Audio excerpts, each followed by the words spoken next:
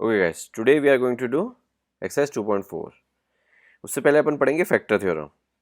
Factor theorem और remainder theorem में बच्चे कई बार कंफ्यूज हो जाते हैं क्योंकि ऑलमोस्ट सिमिलर हैं, या फिर ऐसे कहें कि रिमाइंडर थ्योरम को यूज़ करके ही फैक्टर थ्योरम बनाई गई है।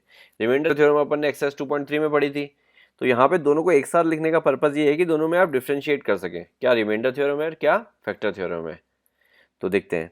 रिमाइंडर थ्योरम बोलती है कि अगर एक पॉलिनोमियल px है जिसकी डिग्री 1 या 1 से ज़्यादा है और कोई एक ए रियल नंबर है, तो अगर मैं उस पॉलिनोमियल को x माइनस ए से डिवाइड करता हूँ तो जो मेरे पास रिमाइंडर आएगा उसका वो मेरा पी ए आएगा। x माइनस ए से डिवाइड करता हूँ यानी x माइनस ए को मैंने क्या रखा, 0 रखा। x की क्या वैल्यू आई, a वैल्यू आई, और यही a वैल्यू मैंने पी एक्स में x की जगह रिप्लेस कर दी, तो मैंने क्या निकाला, पी ए निकाला। तो जो ये पी ए जो आएगा वो मेरा रिमाइंडर आएगा। क्लियर है, ये है रिमाइंडर थ्योरम। अब आते हैं फैक्टर थ्योरम पे। फैक्टर थ्योरम भी इनिशियल स्टेटमेंट ऑलमोस्ट इक्वल है। देखिए, एक पी एक्स पॉलिनोमियल है जिसकी डिग्री क्या है, 1 या 1 से ज़्यादा है, ठीक है, और a एक रियल नंबर है। तो यहाँ तक तो देखिए रिमाइंडर थ्योरम और फैक्टर थ्योरम सेम है। उसके बाद फैक्टर थ्योरम ये बोलती है कि x minus a is a factor of p x if p a equal to 0। Remainder theorem में पी एक्स को अपन किससे डिवाइड कर रहे थे, x माइनस ए से। तो यहाँ पे ये बोल रहा है कि x माइनस ए उस पी एक्स का फैक्टर हो जाएगा अगर पी ए इक्वल टू 0 हो जाएगा। तो पी ए इक्वल टू 0 होने का मतलब क्या हुआ, पी ए इक्वल टू 0 होने का मतलब रिमाइंडर 0 हो गया, क्योंकि according to reminder theorem P A ही मेरा रिमाइंडर था। अब एक चीज बताइए, अगर पी एक्स को मैं x माइनस ए से डिवाइड करता हूँ, रिमाइंडर 0 हो गया, तो डेफिनेटली वो उसका फैक्टर है, तभी तो रिमाइंडर 0 आया है। According to factor theorem x minus a is factor of p x if p a equal to 0। देखिए सेकेंड पार्ट में क्या बोलता है, p a equal to 0। P a equal to 0 मतलब रिमाइंडर इक्वल टू 0। रिमाइंडर 0 कब होगा, if x minus a is factor of p x. यानी first statement का ही रिवर्स बोल रहा है। फर्स्ट स्टेटमेंट में बोल रहा था कि x माइनस ए फैक्टर होगा पी एक्स का if p a equal to 0, यानी रिमाइंडर इक्वल टू 0। अब सेकंड स्टेटमेंट में क्या बोल रहा है, रिमाइंडर 0 होगा अगर x minus A P x का फैक्टर होगा। तो समझ में आया रिमाइंडर थ्योरम और फैक्टर थ्योरम में डिफरेंस। रिमाइंडर थ्योरम ये बोलती है कि पी एक्स को आप किसी लीनियर इक्वेशन से डिवाइड कर रहे हैं, सपोज कीजिए x माइनस ए, तो उस लीनियर इक्वेशन जिससे आप डिवाइड कर रहे हैं उसको इक्वल टू 0 रखेंगे और x की कुछ वैल्यू निकालेंगे।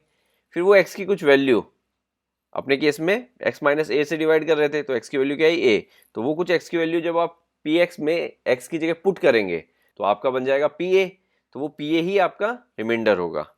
अब फैक्टर थ्योरम ये बोलती है कि अगर वो पी ए आपका इक्वल टू 0 हो गया तो x माइनस ए उसका फैक्टर हो जाएगा, या फिर अगर x माइनस ए उसका फैक्टर है तो आपका पी ए इक्वल टू 0 आएगा। समझ में आया? चलिए पिक करते हैं एग्जाम्पल नंबर 12। तो देखिए ये पी एक्स है और एक इसका फैक्टर दिया हुआ है अपने को x माइनस 1, और अपने को k की वैल्यू निकालनी है। तो अब एक चीज़ देखिए, अगर x माइनस 1 इसका फैक्टर है तो मैं x माइनस 1 इक्वल टू 0 रखता हूँ, तो मेरे पास x की क्या वैल्यू आएगी, 1। अब ये x की वैल्यू अगर मैं इस इक्वेशन में रिप्लेस कर दूँ, यानी मैं P1 निकाल दूँ, तो वो P1 क्या होगा, मेरा रिमाइंडर होगा। और क्योंकि मेरा x माइनस 1 फैक्टर है तो रिमाइंडर मेरा क्या आएगा, 0 आएगा अकॉर्डिंग टू फैक्टर थ्योरम। तो अपन क्या करते हैं, P1 की वैल्यू निकालते हैं और उसको इक्वल टू 0 रखते हैं। तो देखिए P1 क्या हो जाएगा, x इस इक्वेशन में x की जगह 1 रखना है हर जगह, तो ये हो जाएगा 4 1 का क्यूब 3 1 का square minus 4 into 1 plus k equal to 0। अब देखिए इस पूरी इक्वेशन में एक ही वेरिएबल है k, इसको सॉल्व कर लेंगे तो k की वैल्यू आ जाएगी। तो देखिए ये हो जाएगा 4, ये हो जाएगा 3, ये हो जाएगा माइनस 4, ये हो जाएगा प्लस k इक्वल टू 0। अब देखिए 4 से 4 गया, 4 माइनस 4 0, तो कितना बचा, 3 प्लस k इक्वल टू 0। अब 3 उस तरफ जाएगा तो नेगेटिव हो जाएगा, k इक्वल्स टू माइनस 3। तो k की क्या वैल्यू निकाल ली अपन ने, माइनस 3। समझ में आया? चलिए पिक करते हैं एग्जाम्पल नंबर 13। तो एग्जाम्पल नंबर 13 में अपने को इसको फैक्टराइज करना है बाय मिडिल टर्म स्प्लिटिंग। ठीक है, तो देखिए मिडिल टर्म स्प्लिट करते हैं। तो मिडिल टर्म स्प्लिट में क्या करते हैं, 6 और 5 को मल्टीप्लाई किया जाता है।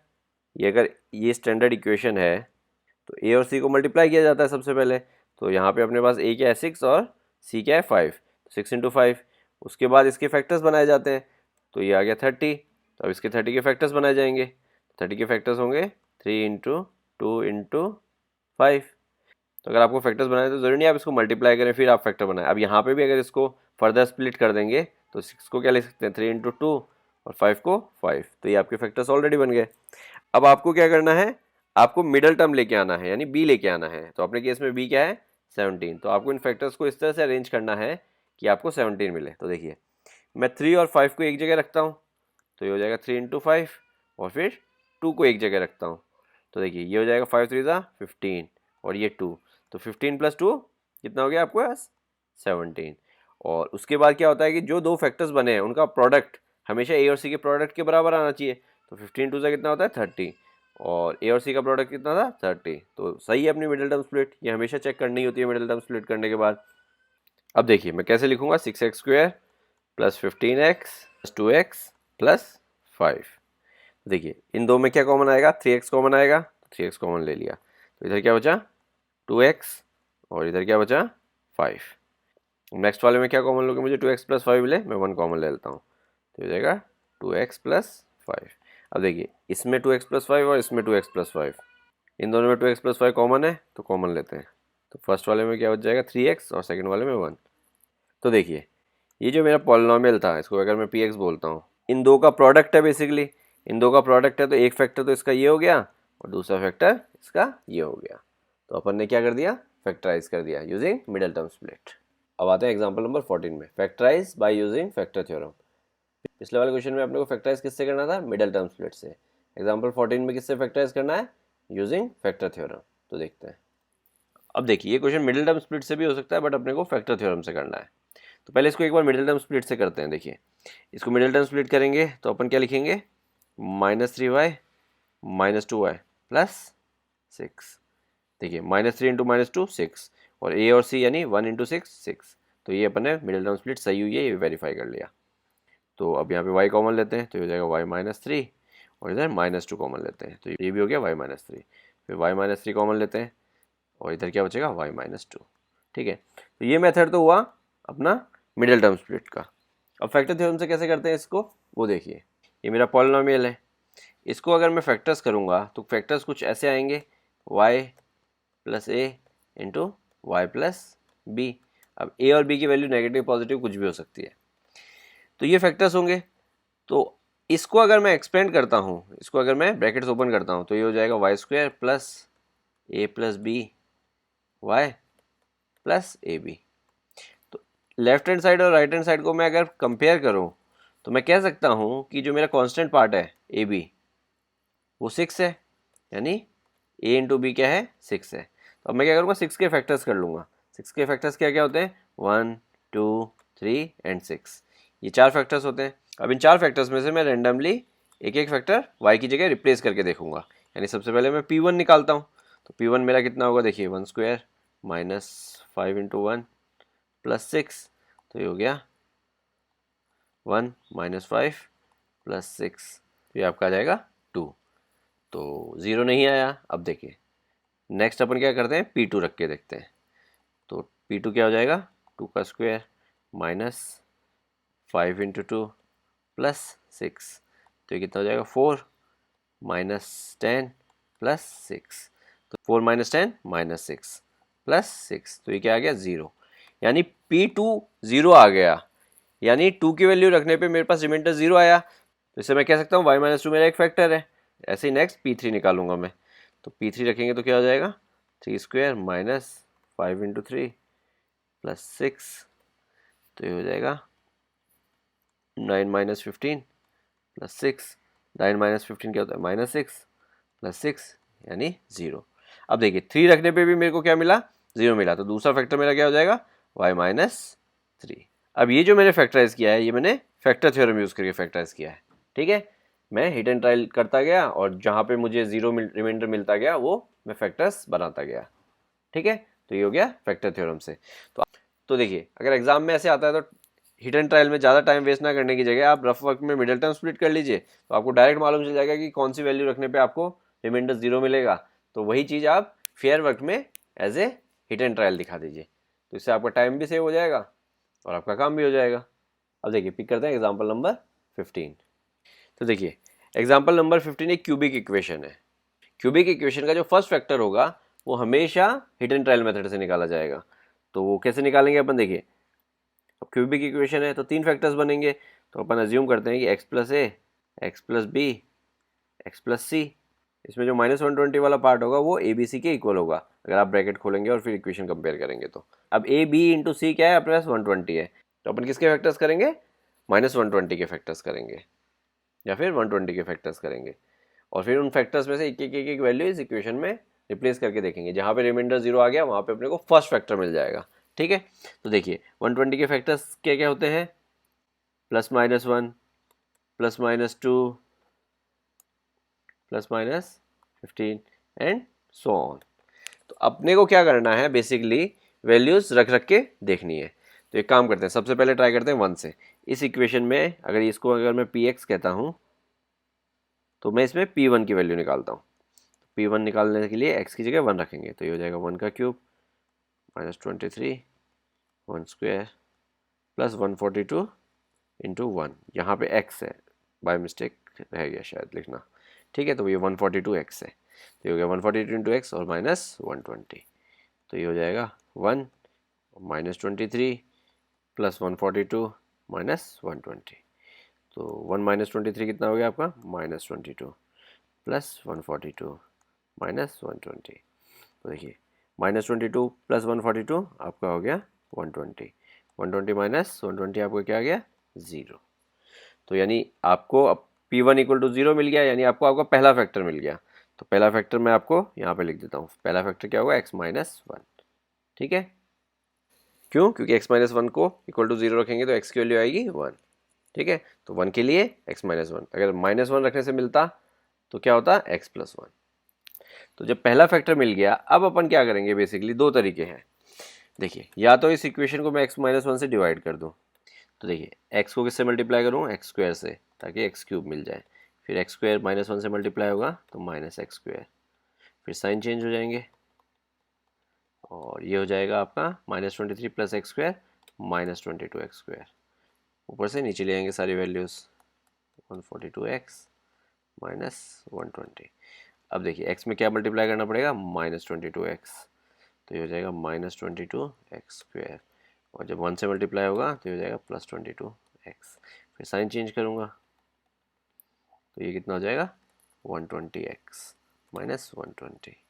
तो अब ऊपर किससे मल्टीप्लाई करना पड़ेगा, +120 से, तो ये हो जाएगा 120x और -120, तो साइन चेंज करूँगा माइनस प्लस, तो ये रिमाइंडर क्या आ गया आपके पास, 0।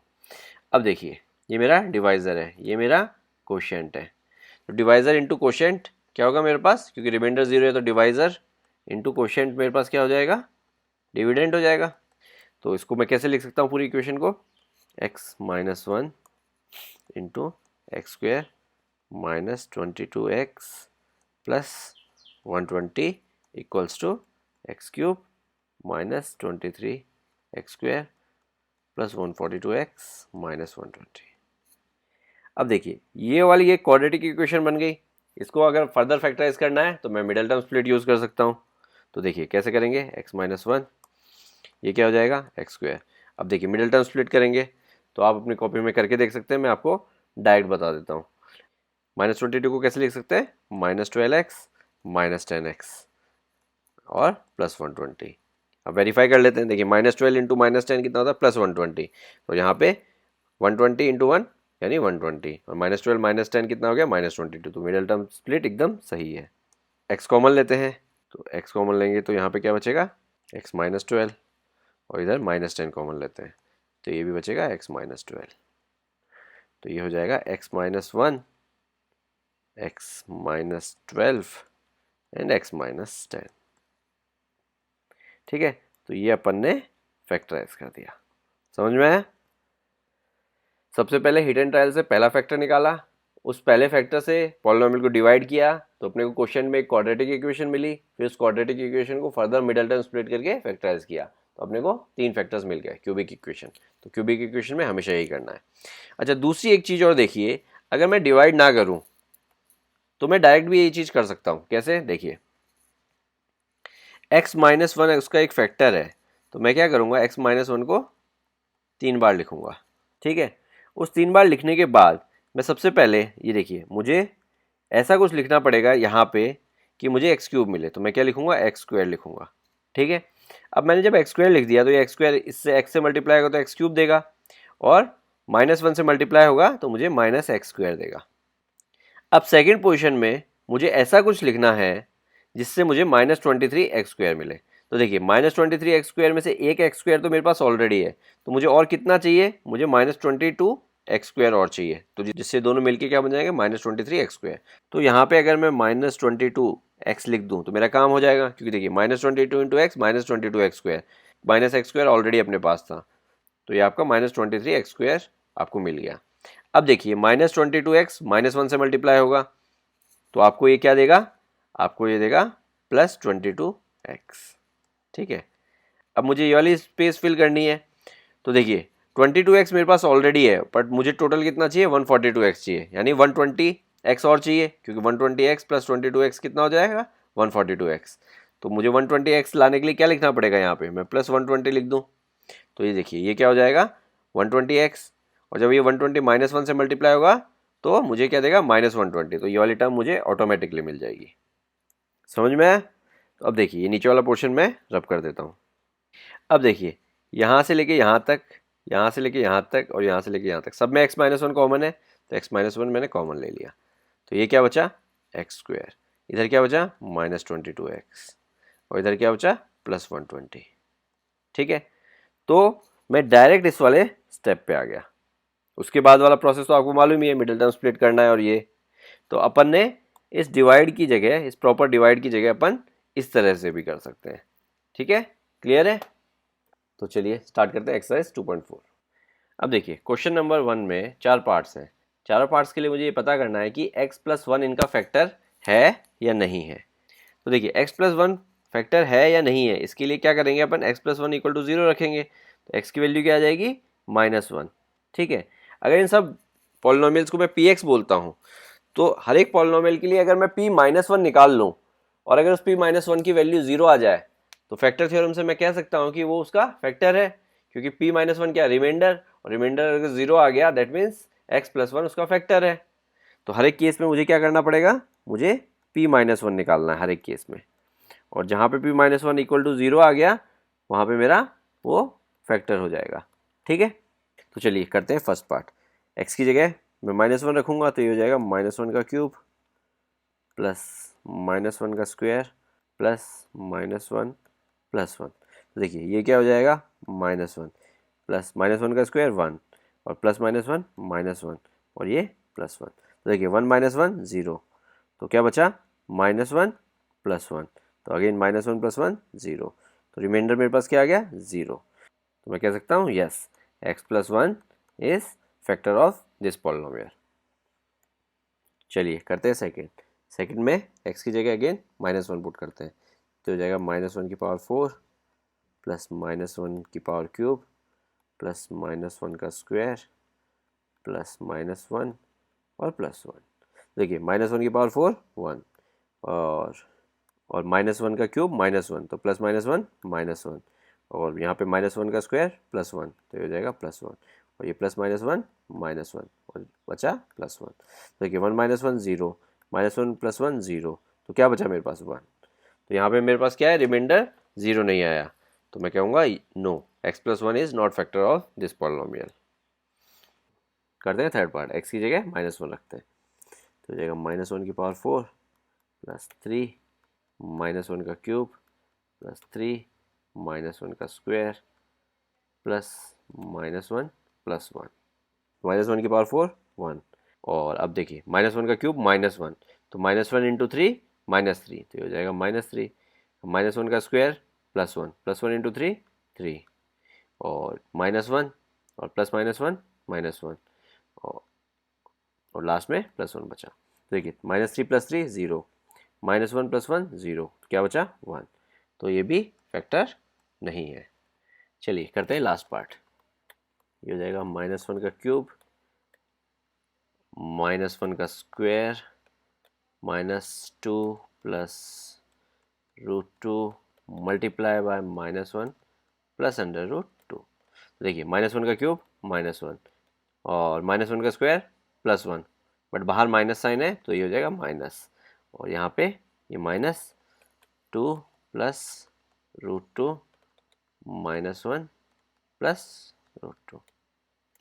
अब ध्यान से देखिए यहाँ पे ये दोनों प्रोडक्ट हैं बेसिकली, ठीक है। तो इसको चाहे तो आप ऐसे भी लिख सकते हैं, -1 इंटू 2 प्लस √2। तो माइनस माइनस वन क्या हो जाएगा, +1 हो जाएगा, और +1 अंदर मल्टीप्लाई होगा तो कोई फर्क नहीं पड़ेगा, तो ये आ जाएगा 2 प्लस √2। अब देखिए दूसरा तरीका ये है, इस -1 को इस पूरे से मल्टीप्लाई कर देते हैं। तो देखिए क्या होगा, 2 प्लस √2 इंटू -1। तो क्या करेंगे, जब -1 2 से मल्टीप्लाई होगा तो -2 हो जाएगा, और प्लस √2 से मल्टीप्लाई होगा तो ये -√2 हो जाएगा। तो बाहर minus sign as it is है।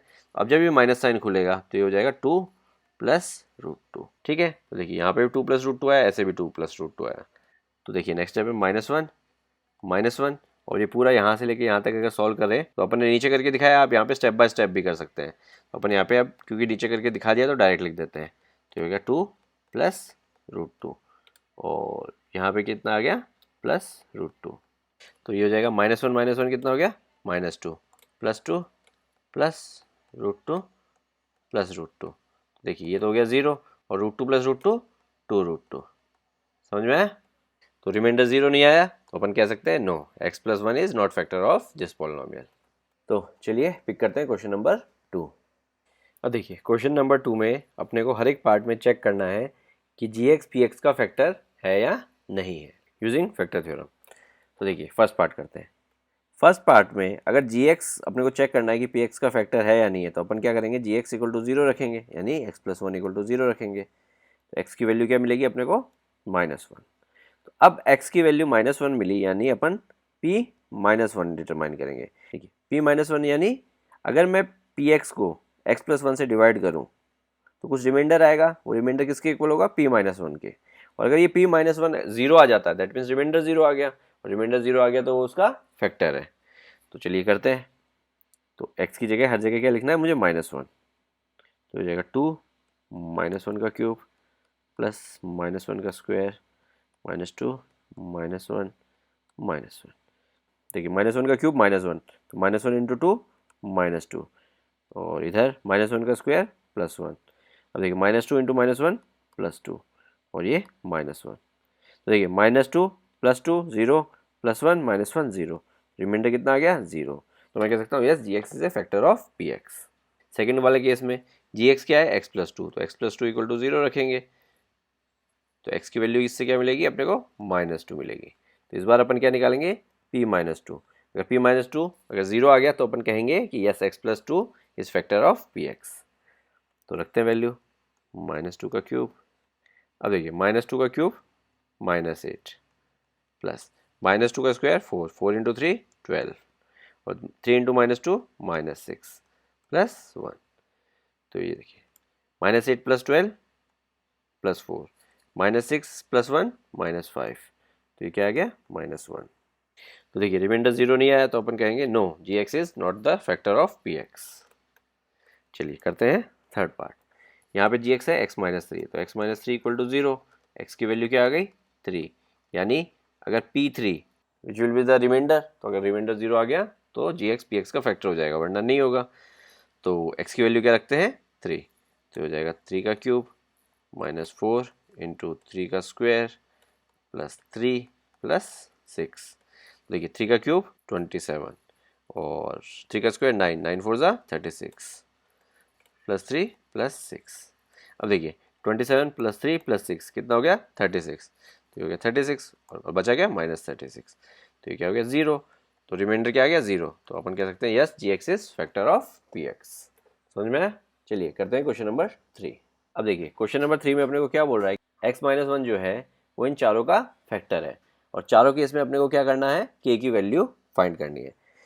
अगर x-1 अगर फैक्टर है तो इसका मतलब p1 हर एक केस में 0 होगा।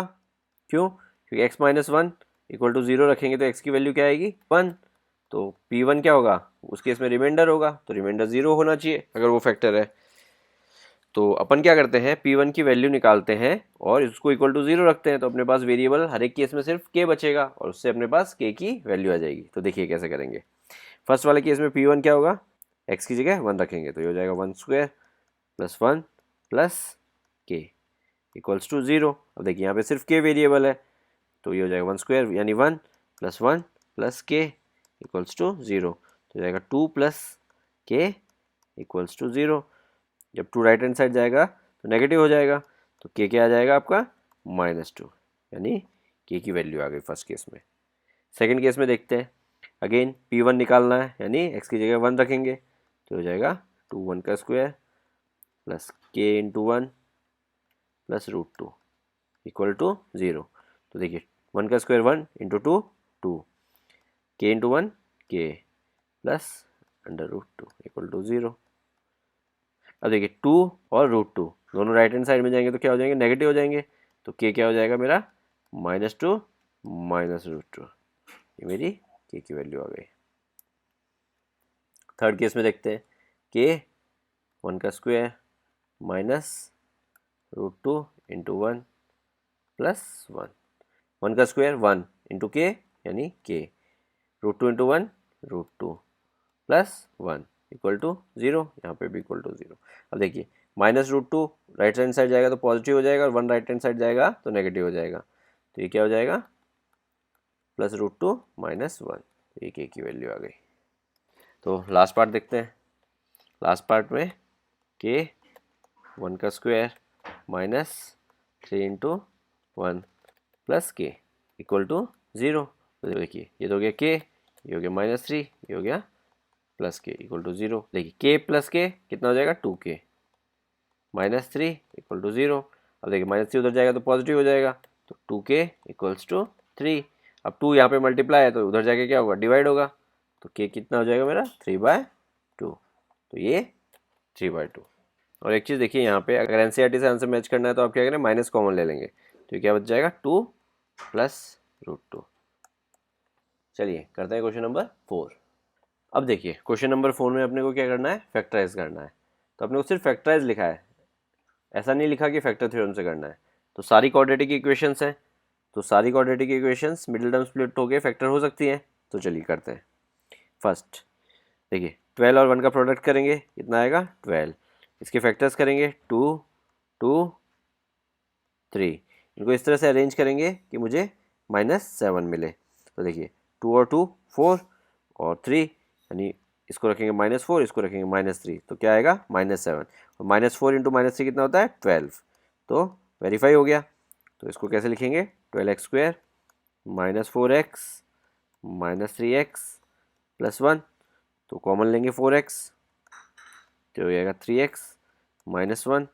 अब देखिए इधर क्या कॉमन लेके 3x -1 बचे, -1 कॉमन लेते हैं, तो यहाँ पे क्या बचेगा 3x, इधर क्या बचेगा -1, क्योंकि देखिए -1 into 3x -3x, -1 into -1 plus 1, तो ऊपर वाला वापस एज इट इज मिल गया। तो देखिए अब 3x -1 कॉमन लेंगे तो इधर क्या बचेगा 4x -1, तो ये फैक्टर्स हो गए, तो आपका आंसर हो गया। नेक्स्ट स्टेप में अगेन वही चीज़, 2 और 3 को मल्टीप्लाई करते हैं, कितना आता है 6। अब 6 के फैक्टर्स करते हैं, तो 3 और 2, अब 7 बनाना है, तो इससे 7 तो बन नहीं रहा। अपने को एक चीज़ मालूम है कि 1 जो होता है वो सबका फैक्टर होता है, तो अपन 1 और लिख लेते हैं। अब देखिए इन दोनों को एक साथ रखते हैं और इसको अलग रखते हैं, तो 6 + 1 7 और 6 इंटू 1 6, तो अपना काम हो गया। तो इसको लिखेंगे 2x² plus 6x plus x plus 3, तो 2x कॉमन लेंगे तो हो जाएगा x प्लस 3, 1 कॉमन लेंगे तो हो जाएगा x प्लस 3। अब दोनों में x प्लस 3 कॉमन लेंगे तो ये हो जाएगा 2x प्लस 1, तो ये आपके फैक्टर्स हो गए, समझ में आया। चलिए करते हैं थर्ड पार्ट। अगेन 6 इंटू -6 कितना आया -36, फैक्टर्स करेंगे -1 3 2 3 2। अपने को अब क्या लेके आना है 5 लेके आना है, ठीक है। देखिए इन 3 और 2 को एक साथ रख लेता हूँ, कितना बनेगा 9, बाकी इन तीनों को एक साथ रखता हूँ तो कितना बनेगा -4, 9 प्लस -4 यानी +5, और 9 इंटू -4 -36, तो ये वेरीफाई भी हो गया। तो फैक्टर्स कैसे लिखेंगे, x² प्लस 9x -4x -6, तो ये हो जाएगा 3x कॉमन लेते हैं तो ये हो जाएगा 2x प्लस 3। अब इधर क्या कॉमन लेंगे -2, तो ये हो जाएगा 2x प्लस 3, ठीक है, अगर कहीं पे भी कोई डाउट हो तो आप वापस ब्रैकेट खोल के देखिए, आपको वापस ऊपर वाला मिलना चाहिए। 2x प्लस 3 दोनों में कॉमन आ रहा है, तो ये हो जाएगा 3x माइनस 2। तो ये आपके फैक्टर्स हो गए। चलिए करते हैं लास्ट पार्ट। 3 इंटू माइनस 4 कितना आया, -12। फैक्टर्स करेंगे, -1 2 2 3। अपने को लेके क्या आना है, -1 लेके आना है। ठीक है, तो अपन इन तीनों को एक साथ रखते हैं तो क्या आएगा, -4। इसको अलग रखते हैं, 3। -4 प्लस 3 -1, और -4 इंटू 3 -12। तो वो अपना वेरीफाई भी हो गया। तो हो जाएगा 3x square -4x plus 3x -4। तो देखिए क्या कॉमन आ रहा है, सिर्फ x कॉमन आ रहा है, तो ये हो जाएगा 3x -4। अब इधर क्या कॉमन लेंगे, 1 कॉमन लेंगे, तो ये भी क्या बचेगा, 3x -4। तो अब दोनों में 3x -4 कॉमन आ रहा है, 3x -4 इंटू एक्स प्लस 1। तो ये आपके फैक्टर्स हो गए। तो ये चारों पार्ट्स फैक्टराइज हो गए, इजी। चलिए पिक करते हैं लास्ट पार्ट, क्वेश्चन नंबर 5। अब देखिए question number 5 again factorize but cubic equation है। तो क्यूबिक इक्वेशन में अपन ने क्या सीखा था, पहला फैक्टर हमेशा हिट एंड ट्रायल से निकलता है। तो सबसे पहले ट्राई करते हैं x की वैल्यू 1 रख के, यानी p1। अगर ये 0 आ गया तो मैं कह सकता हूँ कि x माइनस 1 इसका एक फैक्टर होगा। तो देखिए x की वैल्यू 1 रखेंगे तो हो जाएगा 1 क्यूब -2 1 का स्क्वायर -1 प्लस 2। तो ये हो जाएगा 1 -2 इंटू 1 का स्क्वायर -2 -1 प्लस 2। तो देखिए -1 प्लस 2 0, 1 -1 0। तो क्या आ गया मेरे पास, 0। यानी x -1 इसका एक फैक्टर है। अब अगर x -1 इसका एक फैक्टर है तो बाकी फैक्टर्स में कैसे निकालूंगा, मैं इसको डिवाइड करता हूँ, किससे, x -1 से। तो ये हो जाएगा, तो देखिए ऊपर किससे मल्टीप्लाई करूँ, एक्स स्क्वायर से, यहाँ पे मिलेगा एक्स क्यूब, और यहाँ पे आ जाएगा -x स्क्वायर। साइन चेंज करूँगा तो हो जाएगा -x स्क्वायर -x प्लस 2, ऊपर से नीचे आ जाएगा। अब यहाँ पे किससे मल्टीप्लाई करूँ, -x से, तो ये हो जाएगा -x square plus x। Sign change करूँगा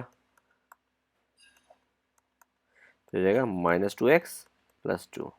तो ऊपर किससे मल्टीप्लाई करूँगा, -2 से, तो हो जाएगा -2x plus 2। Again sine change करूँगा तो ये हो गया 0। और क्वेश्चन क्या आ गया, ये। यानी अगर ये मेरा px है तो अब मैं क्या लिख सकता हूँ, px equals to x -1 into x square -x -2। अब नेक्स्ट स्टेप में क्या करूँगा, इसको मिडिल टर्म स्प्लिट कर लूँगा तो ये हो जाएगा x -1। मिडिल टर्म स्प्लिट करेंगे तो इसको कैसे करेंगे, इसको लिखेंगे -2x प्लस x -2।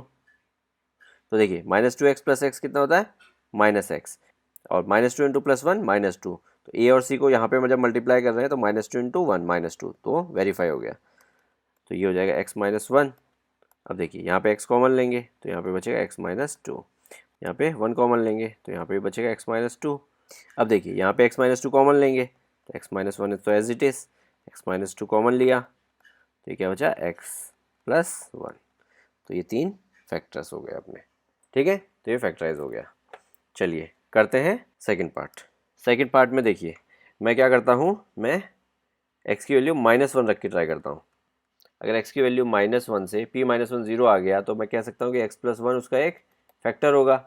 तो देखिए ये हो जाएगा -1 का क्यूब, ये हो जाएगा 3 इंटू -1 का स्क्वायर -9 -1 -5।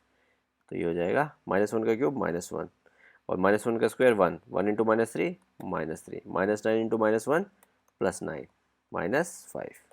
देखिए -1 -3 कितना हो गया, -4, और 9 - 5 + 4, तो ये हो गया 0। यानी x + 1 इसका एक फैक्टर हो गया।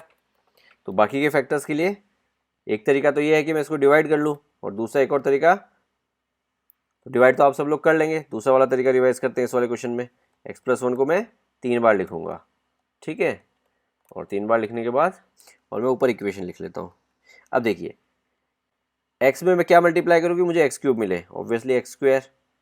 अब जब ये एक्स स्क्वायर 1 से मल्टीप्लाई होगा तो मुझे क्या देगा, एक्स स्क्वायर दे देगा, और x से मल्टीप्लाई होगा तो एक्स क्यूब दे देगा। तो एक्स क्यूब तो मेरे को मिल गया, तो मेरा काम हो गया। अब एक्स स्क्वायर मेरे पास एक एक्स्ट्रा आ गया, बट मुझे क्या चाहिए, मुझे चाहिए -3x स्क्वायर।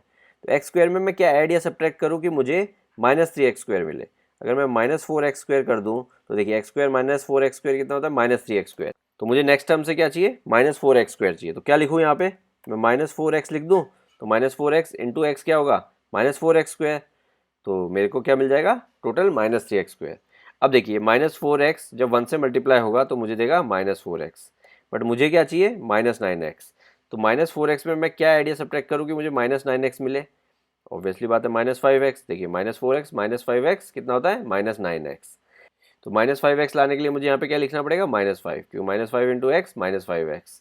तो -4x -5x आपको दे देगा -9x। अब जब -5 1 से मल्टीप्लाई होगा तो आपको देगा -5। लास्ट वाली टर्म आपको ऑटोमेटिकली मिल जाएगी हर बार। अब देखिए यहाँ पे और यहाँ पे सब में x+1 कॉमन है। तो देखिए x+1 कॉमन ले लिया मैंने। जब x+1 कॉमन ले लिया, फर्स्ट टर्म में क्या बचा, x², सेकंड टर्म में क्या बचा, 4x -4x, और थर्ड में -5। अब देखिए मिडल टर्म स्प्लिट करते हैं तो ये हो गया x+1 इंटू x²।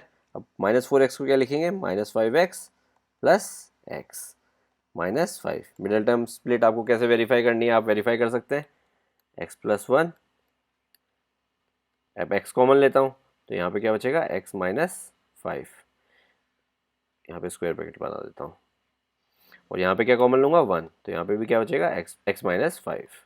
अब देखिए यहाँ पे x -5, यहाँ पे भी x -5, तो कॉमन लेंगे नेक्स्ट स्टेप में, तो ये तो एज इट इज़ रह जाएगा x+1, और x -5 कॉमन लिया आपने तो आगे क्या बचेगा, x+1।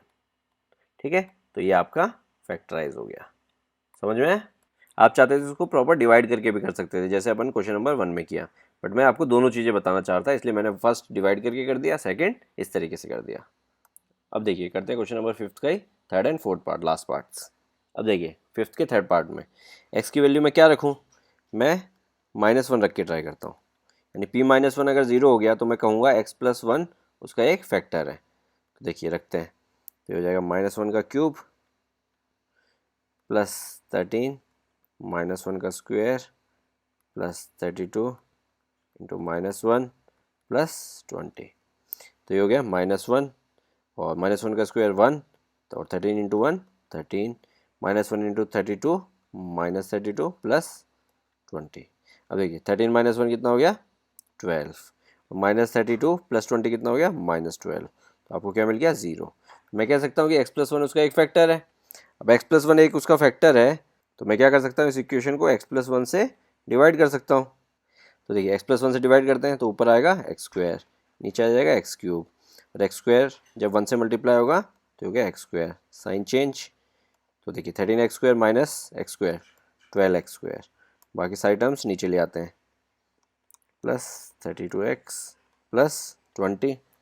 अब देखिए x में क्या मल्टीप्लाई करूँ, 12x² मिले, 12x से मल्टीप्लाई कर देता हूँ तो हो जाएगा 12x², 12x into 1 12x, next step में साइन चेंज। तो देखिए 32 - 12 20x, ऊपर से 20 कैरी आ गया। अब नेक्स्ट यहाँ पे क्या आएगा, 20, क्यों 20 इंटू एक्स 20x, तो हो गया 20x, 20 इंटू 1 20। तो ये साइन चेंज, ये भी साइन चेंज, तो रिमाइंडर क्या आ गया आपके पास, 0 आ गया। तो ये आपका कोशेंट हो गया। तो अब मैं क्या कर सकता हूँ, मैं कोशेंट को यहाँ पे लिख लेता हूँ एक बार, और बाकी ये डिवीजन वाला पार्ट रब कर देता हूँ। अब देखिए अगर मैं इसको px कहता हूँ तो अब मैं px को क्या लिख सकता हूँ, px को मैं लिख सकता हूँ x+1 into x² plus 12x plus 20। तो अब सेकंड वाले पार्ट में मुझे मिडिल टर्म स्प्लिट करना है, तो देखिए क्या हो जाएगा, x+1 x²। अब 12x को क्या लिखेंगे अपन कि अपने को मिडिल टर्म स्प्लिट करने के बाद 12x ऐड या सब्ट्रैक्ट होकर मिले और उनको प्रोडक्ट करके 20 मिले, तो लिख देते हैं अपन 10x प्लस 2x। तो देखिए 10x प्लस 2x 12x और 10 इंटू 2 20, तो ये हो जाएगा। नेक्स्ट स्टेप में x+1, तो x कॉमन लेंगे तो ये हो जाएगा x+10। नेक्स्ट में 2 कॉमन लेंगे तो हो जाएगा x+10। देखिए x+10 दोनों जगह कॉमन आ रहा है तो हो जाएगा x+1। अब x+10 कॉमन ले लिया तो इधर क्या बचा, x+2। तो ये आपका फैक्टराइज हो गया। चलिए करते हैं लास्ट पार्ट। अब देखिए y की वैल्यू क्या रख सकते हैं अपन, y की वैल्यू अपन 1 रख के ट्राई करते हैं। तो अगर मैं y की वैल्यू 1 रखता हूँ तो y -1 मेरा एक फैक्टर होगा अगर y की वैल्यू 1 रखने पे मुझे ये पूरा 0 मिल जाता है, यानी p10 मिल जाता है। तो देखते हैं, ये हो जाएगा 2 इंटू 1 का क्यूब प्लस 1 का स्क्वायर माइनस 2 इंटू 1 माइनस 1। तो ये देखिए, ये क्या हो गया 2, ये क्या हो गया 1, ये हो गया -2, ये -1। देखिए 2 -2 0 और 1 -1 0, तो टोटल आपका कितना आ गया 0। यानी मैं कह सकता हूँ कि y-1 मेरा एक फैक्टर है। अब y-1 एक फैक्टर है तो क्वाड्रेटिक इक्वेशन ऑब्टेन करने के अब दो तरीके हैं, ठीक है। एक तरीका तो है जो नॉर्मल अपन रेगुलर डिवीजन करते हैं, लॉन्ग डिवीजन, और दूसरा तरीका है y-1 को मैं 3 बार लिखता हूँ, ठीक है। और आपके लिए मैं इक्वेशन लिख देता हूँ ऊपर, 2y³ plus y² minus 2y minus 1। अब देखिए ब्लैंक स्पेसेस फिल करूँगा मैं। यहाँ पे मैं क्या लिखूँ कि मुझे 2y³ मिले, यानी ये वाला, यानी 2y² अगर लिख दूँ तो मेरा काम हो जाएगा 2y² इंटू y 2y³। अब ये 2y² -1 से भी मल्टीप्लाई होगा तो मुझे क्या देगा -2y²। बट मुझे चाहिए क्या, मुझे +y² चाहिए। तो अगर मैं यहाँ पे इसको +3y² कर दूँ तो ये दोनों मिलके क्या हो जाएंगे, +y² हो जाएंगे। यानी नेक्स्ट टर्म से मुझे क्या लाना होगा, 3y² लेके आना होगा। तो यहाँ पे क्या लिखूँगी, मुझे 3y² मिले, मैं यहाँ पे लिखूँगा 3y, क्योंकि 3y इंटू वाई 3y²। अब देखिए 3y -1 से मल्टीप्लाई होगा तो आपको क्या देगा, -3y देगा। लेकिन आपको क्या चाहिए, -2y चाहिए। -3y को -2y बनाने के लिए मेरे को एक y ऐड करना पड़ेगा, यानी नेक्स्ट टर्म से मुझे क्या चाहिए, +y चाहिए। तो मैं यहाँ पे क्या लिखूँ, +1 लिख दूँ, क्योंकि 1 इंटू वाई प्लस वाई, और 1 इंटू -1 -1, लास्ट वाली टर्म अपने आप एडजस्ट हो जाती है, ठीक है। तो ये नीचे वाला पोर्शन मैं रब कर देता हूँ थोड़ा सा। अब देखिए यहाँ से लेके यहाँ तक, यहाँ पे और यहाँ से यहाँ पे, इन तीनों टर्म्स में y-1 कॉमन है तो y-1 मैंने कॉमन ले लिया। तो फर्स्ट टर्म में क्या बचा, 2y², सेकेंड टर्म में क्या बचा 3y, और थर्ड टर्म में क्या बचा 1, ठीक है। तो अब ये क्वाड्रेटिक इक्वेशन है, मिडिल टर्म स्प्लिट कर सकते हैं अपन, तो ये हो जाएगा y-1 2y²। अब 3y को क्या लिख सकते हैं, 2y plus y plus 1। Quadratic equation आप वेरीफाई कर लीजिएगा कि सही स्प्लिट हुई है कि नहीं हुई है। तो देखिए यहाँ पे 2y कॉमन लेंगे तो ये हो जाएगा y प्लस 1, नेक्स्ट में से 1 कॉमन लेंगे तो ये हो जाएगा y प्लस 1। तो देखिए y प्लस 1 y प्लस 1, तो हो जाएगा y माइनस 1। अब y प्लस 1 कॉमन लिया तो y प्लस 1, यह क्या बचेगा 2y प्लस 1। तो ये आपके फैक्टर्स हो गए, समझ में आया। कई बच्चों को ये डाउट हो सकता है कि सर आप जो भी वैल्यू रख रहे थे हिट एंड ट्रायल में, आपकी पहली वैल्यू से ही आंसर आ जा रहा था, ठीक है। तो ज़रूरी नहीं है कि आपका पहली वैल्यू से ही आंसर आए। अगर पहली वैल्यू से आ जाता तो सबसे बढ़िया, आप टाइम भी सेव करेंगे। बट अगर पहली वैल्यू से नहीं आता तो आप सेकंड रखेंगे, सेकंड से नहीं आता तो थर्ड रखेंगे। इसी तरह से आप हिट एंड ट्रायल करते रहेंगे जब तक आपको 0 नहीं मिलेगा, ठीक है। चलिए इसी के साथ ही अपनी एक्सरसाइज खत्म होती है। See you in the next video. रामियो mentoring, make a difference. Hereby students can contact us for group and individual mentoring sessions.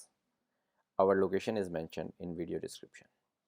Others can contact us for online classes, online doubt clearing sessions, and for other online videos which are not publicly available on YouTube.